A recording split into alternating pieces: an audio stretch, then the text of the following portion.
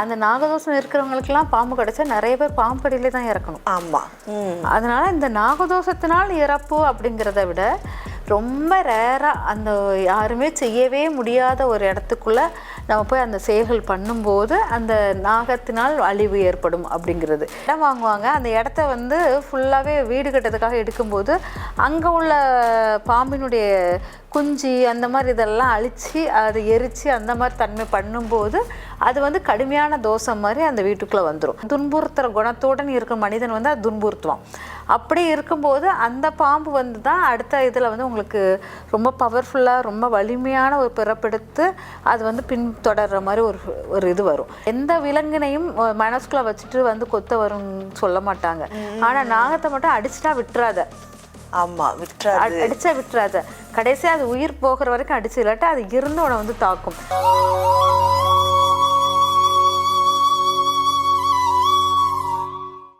ஆன்மீக உலா நேயர்களுக்கு அன்பான வணக்கங்கள்.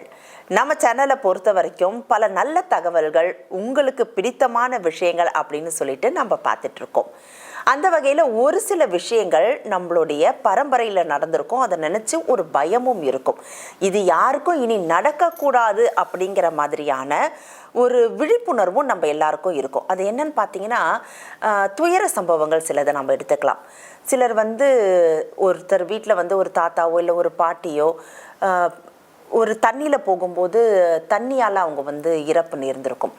இன்னும் கிராமங்களில் பார்த்தீங்கன்னா நிறைய பேர் இடி மின்னல் தாக்கி இறந்துருப்பாங்க. இதெல்லாம் வந்து ரேராக நடக்கக்கூடிய விஷயங்கள் தான்.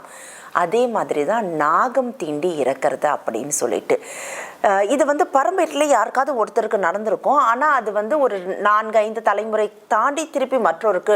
ஏன்னா இப்போல்லாம் வந்து நாகம் தீண்டி இறக்கிறது அப்படிங்கிறதெல்லாம் வந்து ரேர் கேசஸ் தான். ஆனால் நீங்கள் நியூஸ் பேப்பரில் பார்த்தீங்கன்னா கட்டாயமாக அதை பற்றின ஒரு செய்தி இருக்க தான் செய்யுது. இவங்களுக்கு வந்து வீட்டில் நான் இப்போ ரீசெண்டாக கூட 2 பசங்க அவங்களுடைய அப்பாவோட சொத்துக்கு ஆசைப்பட்டு வீட்டில் நல்ல பாம்பை விட்டு ஒரு நேச்சுரல் டெத் மாதிரி அவங்க அப்பாவை கொன்னுட்டாங்க. பட் அது வெளியில் வந்துருச்சு. இருந்தாலும் இப்போ நம்ம யோசிக்கிறோம்ல, நாகமே வராத ஒரு இடத்துல அதே நாகம் தீண்டி ஒருத்தருடைய இறப்பு ஏற்பட்டிருக்கு.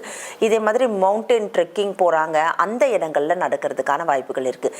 இதுக்கும் நாகதோஷத்துக்கும் ஏதாவது தொடர்பு இருக்கா? ஏன்னா அப்பார்ட்மெண்ட் கல்ச்சரில் இருக்கோம், தனி வீட்டில் இருக்கோம், நாகம் இருக்கிற இடத்துக்கே நம்ம போகிறது இல்லை. ஆனாலும் நமக்கு விதிக்கப்பட்டது அதுவாக இருந்தால் ஏன் அது நடக்குது? இது நாகதோஷத்தோட சம்மந்தப்பட்டிருக்கா? ஒருவேளை நமக்கு நாகதோஷம் இருக்குது அப்படிங்கிறத நம்ம தெரிஞ்சுக்கிட்டோன்னா என்ன பரிகாரங்கள் செய்யணும்? இது குறித்த விளக்கங்கள் தரதுக்காக நம்ம அரங்கத்தில் இணைந்திருக்காங்க ஆன்மீக ஜோதிடர், நாடி ஜோதிடர், வாஸ்து நிபுணர், சித்தயோகி அகாடமிக்ஸ் மற்றும் சித்தயோகி பப்ளிகேஷன்ஸினுடைய நிறுவனர் ஜெயந்தி ரவிமா. வாங்க அம்மாவை சந்திக்கலாம். வணக்கம். வணக்கம் அம்மா. ஒரு காலகட்டத்தில் பார்த்தீங்கன்னா ஜோதிடர்கள் ஒரு 10-20 இல்லை ஒரு 30 வருடங்களுக்கு முன்னாடி கூட வச்சுக்கலாம். ஏன்னா அப்பா அம்மா சொல்லி கேள்விப்பட்டது தான்.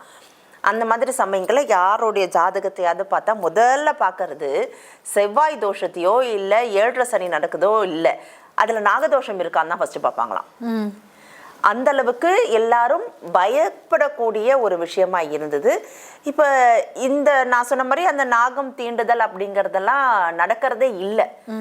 ஆனாலும் இன்றைய காலகட்டத்திலும் நம்ம பார்க்குறோம், இதை வந்து ஒரு வெப்பனாக வச்சு ஒருத்தரை சாகடிக்கிறதும், எங்கேயோ போய் எப்படியோ இந்த மாதிரியான ஒரு இறப்பு நேரிடுறதும், சில சமயங்களில் நாகம் தீண்டினதுக்கு அப்புறமும் உயிர் பிழைக்கிறதும் அப்படிங்கிற மாதிரியான சில சம்பவங்கள் நடந்துக்கிட்டே தான் இருக்கு. இதற்கும் நாகதோஷத்துக்கும் பரம்பரைக்கும் ஏதாவது தொடர்பு உண்டா? நாகதோஷம் அப்படிங்கிறது வந்து மேக்சிமம் எல்லா ஜாதகத்திலும் இருக்கிற மாதிரியே தான் காமிப்பாங்க. இருக்கிற மாதிரியே தான் வரும். 2ஆம் வீட்டில் இருந்தாலும் நாகதோஷம், ராகு கேது, அது லக்னத்தில் அப்படி சொல்லிட்டு வரிசையாக அந்த அது வந்து இருக்கிற மாதிரி. அதனால அந்த நாகதோஷம் இருக்கிறவங்களுக்கெல்லாம் பாம்பு கடிச்சா நிறைய பேர் பாம்பு கடியிலே தான் இறக்கணும். ஆமாம். அதனால இந்த நாகதோஷத்தினால் இறப்பு அப்படிங்கிறத விட நாகத்தை, அதாவது ராகு கேதுவை வந்து அழிக்கும் போது அது வந்து ரொம்ப பவர்ஃபுல்லான உங்களுக்கு கெட்டது. அதாவது அது சேர்த்து வச்ச பொருளை நம்ம தொடும்போதோ இல்லாட்டா அது இருக்கிற குடியிருக்க பகுதியை நம்ம உள்வாங்கும் போதோ அதோடைய முட்டைகளை ஏதாச்சும் டிஸ்டர்ப் பண்ணும்போது அந்த மாதிரி ரொம்ப ரேராக அந்த யாருமே செய்யவே முடியாத ஒரு இடத்துக்குள்ள நம்ம போய் அந்த செயல்கள் பண்ணும்போது அந்த நாகத்தினால் அழிவு ஏற்படும் அப்படிங்கிறது. எப்படி அப்படிங்கும்போது பார்த்தீங்கன்னா, ஒரு அந்த காலத்தில் வந்து ஒரு காடு இருந்து காடு பக்கத்தில் நம்ம வீடு கட்டியிருப்போம்.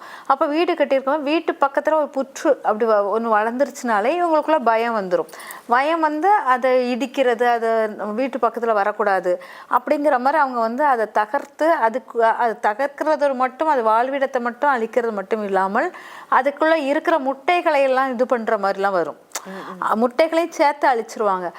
இல்லாட்டா சில வீட்டில் வந்து இடம் வாங்குவாங்க, அந்த இடத்த வந்து ஃபுல்லாகவே வீடு கட்டுறதுக்காக எடுக்கும்போது அங்கே உள்ள பாம்பினுடைய குஞ்சு அந்த மாதிரி இதெல்லாம் அழித்து அதை எரித்து அந்த மாதிரி தன்மை பண்ணும்போது அது வந்து கடுமையான தோஷம் மாதிரி அந்த வீட்டுக்குள்ளே வந்துடும். இது வந்து என்னென்னா முதல்ல அது பலவீனமான ஒரு தோற்றத்தில், அதாவது உயிரோட ஒரு பாம்பு வந்து அது எந்த கெடுதலும் பண்ணாது, ஆனால் துன்புறுத்துகிற குணத்தோடு இருக்கிற மனிதன் வந்து அது துன்புறுத்துவான்.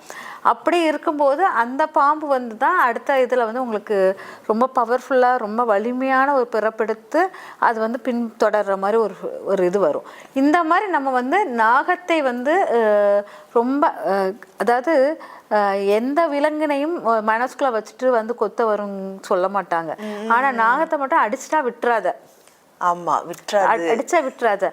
கடைசியாக அது உயிர் போகிற வரைக்கும் அடிச்சு, இல்லாட்டா அது இருந்து உன்னை வந்து தாக்கும். அது வந்து அந்த உடல் உயிர் இருக்கிற வரைக்கும் மட்டும் இல்லை, அது உயிரை விட்டு போனாலும் சில ஆசைகளுடன் சில குட்டிகளை தவிக்க விட்டு வந்திருக்கும், முட்டைகளை தவிக்க விட்டு வந்திருக்கும். அந்த பாம்புகளை நம்ம அடிச்சு நொறுக்கும் போது கூட இந்த தன்மை நம்மளுக்கு வரும். முந்தைய காலத்தில் வந்து அதிகமாக பாம்பை வந்து நம்ம கொன்னும் போது அதிகமான பாம்பு கொத்தி இறந்தவங்க நிறைய பேர் இருந்திருக்காங்க. இந்த காலத்தில் வந்து ரொம்ப அவேர்னஸ் என்னன்னா பாம்பை அடிக்கிறது கிடையாது. ஆமா, பாம்பை அடிக்கிறது கிடையாது. உடனே பாம்பை பிடிக்கிறவனை கூட்டு வந்து ஒரு இதுக்குள்ள போட்டு பிடிச்சு எடுத்துட்டு போறாங்க. அது எப்படி அது மாற்றம் வந்துச்சுன்னா பாம்பை அடிக்க வேண்டாம், அதை நம்ம துன்புறுத்த வேண்டாம். அது ஒரு ஜீவன், அது வாழட்டும், அது போய் அதோடைய இடத்துல காட்டில் விட்டா அது வாழ்ந்துரும் அப்படிங்கிறத நம்ம எப்படி அதை ஒரு வித்தியாசமா எடுத்துக்கிட்டோம். அப்போ அந்த தன்மை வந்த உடனே இங்க வந்து இறப்பின் விகிதமும் குறைஞ்சிருச்சு, பாம்பினால் வரக்கூடிய இறப்பின் விகிதமும் குறைஞ்சிருச்சு. அப்போ இங்கே வந்து என்னென்னா ஒரு பாம்பும் அதோடைய குடும்பத்தையும் நம்ம சீர்குலைக்கும் போது தான் அது பழிவாங்கும் எண்ணத்துடன் அது உருவாகுது. அந்த மாதிரி பாம்புகள் தான் உங்களை கொத்துது. ஓகே, அது எத்தனை ஜென்மம் ஆனாலும் அது நடக்கும், கண்டிப்பாக நடக்கும். அது வந்து அது கொத்தி அது பகையை தீர்த்துருச்சுன்னா அதுக்கு உங்கள் குடும்பத்தை ஒன்றும் செய்யாது.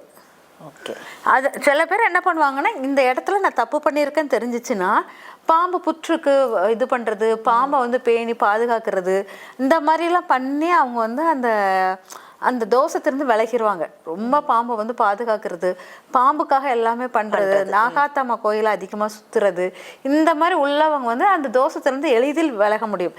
ஆனால் சில இது வந்து விலகவே முடியாத அளவுக்கு ரொம்ப ஆழ் மனதில் இப்போ வந்து ஒவ்வொரு இறப்புமே நம்மளே எடுத்துக்கலாமே. சிறு வயதில் இறக்கும் போது நம்மளுடைய இந்த இறப்பின் வலி வந்து அந்த ஆத்மாவுக்கு தெரியாது. நான் இவ்வளோத்தை விட்டு போகிறேனே, இவ்வளோத்தே ஒரு முட்டாய் சாக்லேட் இதுதான் ஆசைப்பட்டிருக்கும் நம்ம சிறு வயதில். நம்ம ஆசைப்பட்ட குழந்தைங்க இவ்வளோதான் ஆசைப்பட்டிருக்கோம். அதுதான் அது வந்து அந்த நினைவுகளோடு தான் அது இறப்பு இருக்கும். ஒரு 16 வயசு ஒரு பெண்ணை வந்து இறக்கும் போது அவள் கனவுகள் நிறைய கண்டிருப்பா. எனக்கு கணவன் இப்படி இருப்பான், நான் என் குடும்பம் இப்படி நடத்துவேன், இவ்வளோ ஜாலியாக ரொமான்டிக் பண்ணுவேன் அப்படிங்கும்போது இந்த மாதிரி பெண்களை நம்ம கொல்லும் போது அது நமக்கு தோஷமாக மாறுகிறது.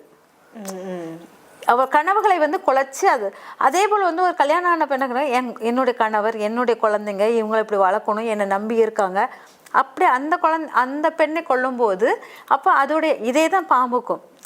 நீங்கள் ஒரு உயிரை கொல்ல அந்த பாம்பனுடைய காத்துக்கிட்டு இருக்கும் மற்றொரு உயிர், குழந்தையா இருக்கலாம், இல்லாட்டா அது காதலனா இருக்கலாம், அந்த உயிருக்கு தக்கனதான் அது பழிவாங்கும் எண்ணம் தோன்றும். ஓகேங்களா? அப்போ இதோடைய ஸ்டோரேஜ் வந்து எவ்வளவு இருக்கும் அப்படிங்கிறது தான். அதனால எல்லாரையும் அது பழிவாங்கும், எல்லா பாம்பையும் அடித்தோன்னு நம்ம பழிவாங்குங்கிறது கிடையாது. அது எதை காத்துக்கிட்டு எந்த எண்ணங்கள் எந்த ஆசைகள் எதுக்காக வெயிட் பண்ணிக்கிட்டு இருக்கோ அதை போய் அதை அடைய முடியறதுக்குள்ளே நீங்கள் கொண்டுட்டிங்கன்னா அந்த பாம்பு உங்களுக்கு விஸ்வரூபம் எடுக்கும். சில பாம்புகள் தெய்வ சக்தி நிறைந்த பாம்புகளாக இருக்கும், எல்லாருக்கும் நல்லது மட்டும் செஞ்சுக்கிட்டே இருக்கிற பாம்புகளாகவும் இருக்கும். அது நம்ம வீட்டு பாம்புன்னு கூட சொல்லுவாங்க, நம்ம வீட்டை காவல் காக்கும். அந்த பாம்புகளை கொல்லும்போது உங்களுக்கு பெரிய தோஷமாக மாறும், பாம்பு கடிகளை எஃபெக்ட் ஆகிறதும் இருக்கும். அதனால இந்த பாம்புகள் வந்து நான் அடித்த பாம்பெல்லாம் எனக்கு விஸ்வரூபம் எடுக்கும்னு அர்த்தம் இல்லை. அது எந்த இதுக்காக உருவாகுதோ அதை வந்து அதை அடைய விடாமல் நீங்கள் தடுத்துட்டிங்கன்னா அது வந்து உங்களுக்கு விஸ்வரூபமாக உங்களுக்கு வந்து பாம்பு தீண்டதில் இறப்பாக மாறும் அப்படிங்கிறத எடுத்துக்கலாம். நிச்சயமாம்மா, ரொம்ப அழகாக சொன்னீங்க.